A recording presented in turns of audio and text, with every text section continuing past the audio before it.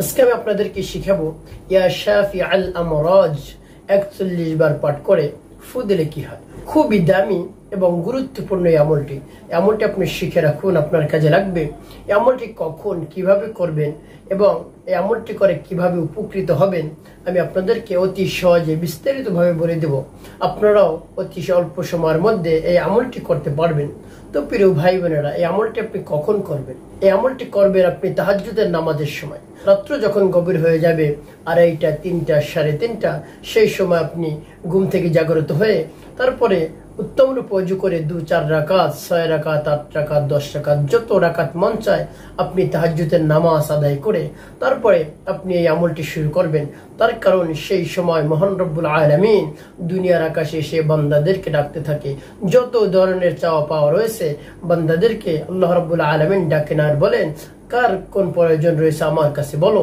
সেই সময় যদি আপনি আমলটি করতে পারেন, নিশ্চিত মহান রব্বুল আলামিন আপনার সেই আমল কবুল করে নেবেন। আপনি যে উদ্দেশ্যের জন্য আমলটি করবেন সেই উদ্দেশ্য বাস্তবায়ন হবে ইনশাআল্লাহ। তো আপনাকে একটু কষ্ট করতে হবে।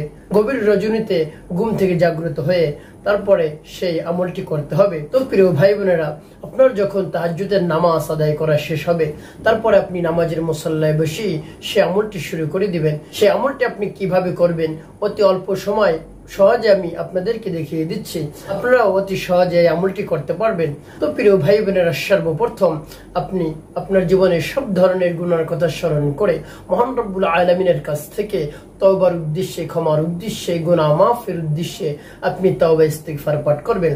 আস্তাগফিরুল্লাহ রাব্বি মিন কুল্লি যামবি ওয়া আতুবু ইলাইহি লা হাওলা ওয়া লা কুওয়াতা ইল্লা বিল্লাহিল আলিয়্যিল আযীম।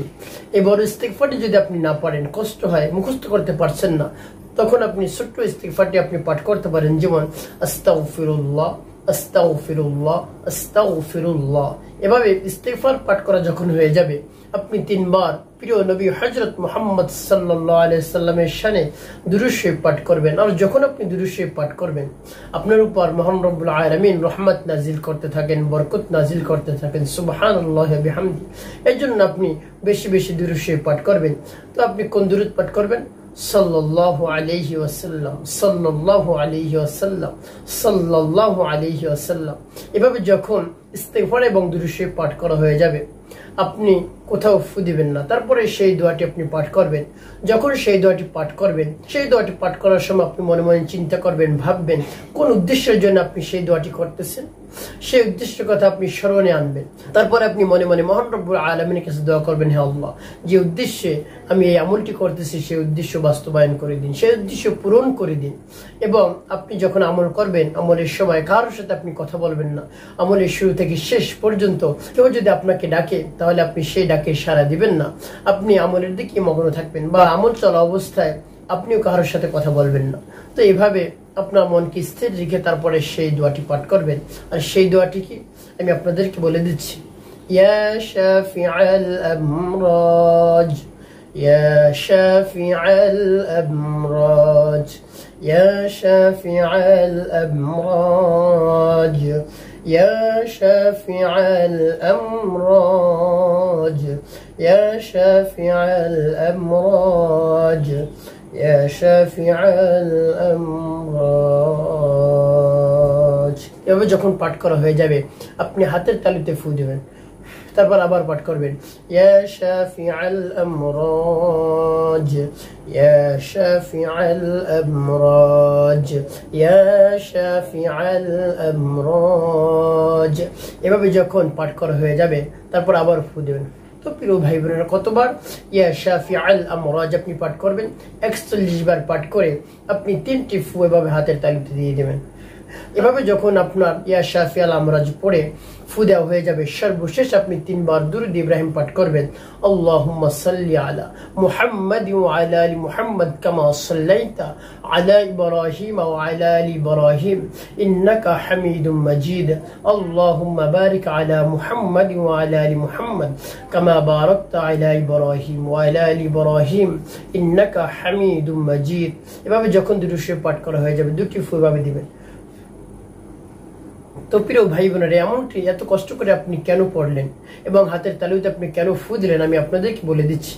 তো প্রিয় ভাই বোনেরা, আপনি গভীর রজনীতে ঘুম থেকে জাগ্রত হয়ে এত কষ্ট করে আপনি এই আমলটি করলেন, কোন উদ্দেশ্যের জন্য আপনি এই আমলটি করলেন? আপনি যদি অসুস্থ থাকেন, আপনার যদি কঠিন রোগ থাকে, আপনার এমন রোগ হয়েছে কোনো ডাক্তার কাজ করতে পারছে না, কোনো ডাক্তারের কাজ হচ্ছে না, যত ঔষধ সেবন করছেন কোনোভাবেই কাজ হচ্ছে না, আরো রোগ দিন দিন বেড়েই চলছে, কোনোভাবেই আপনি মুক্তি পাচ্ছেন না। এই রোগের কারণে আপনি হতাশ হয়ে পড়ছেন, আপনার ফ্যামিলিতে যারা রয়েছে সকলে আপনার জন্য হতাশ হয়ে পড়েছে যে রোগ দূর হচ্ছে না, রোগ থেকে কোনোভাবেই মুক্তি পাচ্ছেন না, কোনো ঔষধেও কাজ হচ্ছে না। তো এমত অবস্থায় আপনি মহান রব্বুল আলামিনের শরণাপন্ন হবেন, আল্লাহ রব্বুল আলামিনের কাছে এভাবে আমল করে দোয়া করবেন। আপনি ইয়া শাফি আল্লাহ মরজ 41 বার পাঠ করে গভীর রজনীতে তাহাজ্জুদের নামাজ আদায় করে এভাবে আমল করে মহান রব্বুল আলামিনের কাছে সাথে সাথে মোনাজাত করবেন, হে আল্লাহ, এই কঠিন রোগ থেকে আপনি আমাকে মুক্তি দান করুন, আপনি পারবেন, আপনি আমাকে এই রোগ থেকে মুক্তি দান করুন। এভাবে আপনি মহান রব্বুল আলামিনের কাছে দোয়া করবেন। তার কারণ মহান রব্বুল আলামিন সেই গভীর রজনীতে বান্দাদেরকে ডাকতে থাকে, কে অসুস্থ রয়েছে, রোগে আক্রান্ত রয়েছে, আমার কাছে বলো, আমি তোমার রোগ থেকে মুক্তি দান করব। সুবহানাল্লাহ ওয়া বিহামদি। সেই গভীর রজনীতে আল্লাহ রব্বুল আলামিনের ডাকের সাথে আপনার ডাক যদি মিলে যায়, তাহলে মহান রব্বুল আলামিন সেই ডাক কবুল করে নেবেন, আপনাকে রোগ থেকে মুক্তি মহান রব্বুল আলামিন দান করবেন। এই জন্য আপনি যদি আমলটি না করে থাকেন, কখনো আপনি রোগে আক্রান্ত হয়ে পড়েছেন, কখনোই আমলটি করেন নাই, আজকেই আপনি এই আমলটি শুরু করে দিন।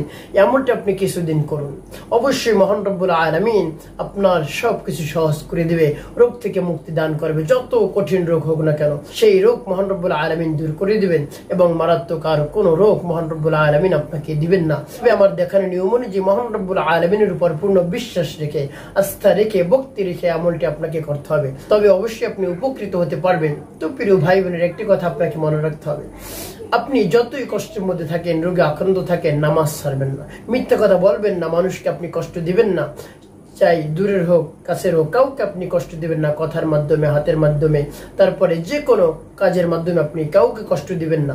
যতটুকু পারেন, যতটুকু সম্ভব আপনি মানুষের কল্যাণে কাজ করবেন, মহান রব্বুল আলামিন আপনার জীবনকে শান্তিপূর্ণ করে দিবেন, সহজ করে দিবেন।